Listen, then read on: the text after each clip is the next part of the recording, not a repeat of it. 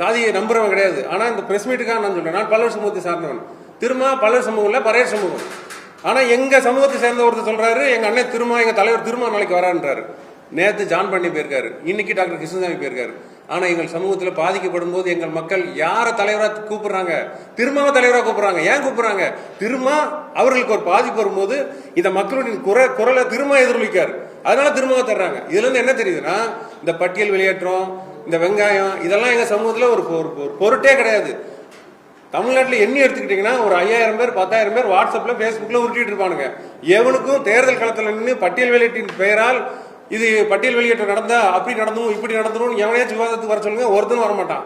எந்த டிவி காரனும் இவங்களுக்கு சீன்றதே கிடையாது. சொல்ல போனா அரசியல்ல பெரிய எழுச்சியா இருந்த அந்த 95க்கு அப்புறம் அந்த ஏற்பட்ட எழுச்சியை இந்த RSS பிஜேபி கும்பல் எங்க சமூகத்தில் ஊடுருவி சில பேரை தங்களுடைய கைக்கூலிகளாக மாற்றி இது மாதிரியான பிரச்சாரங்களை செய்து பட்டியல் விட்டு மாத்துறேன், பேரை மாத்துறாங்க.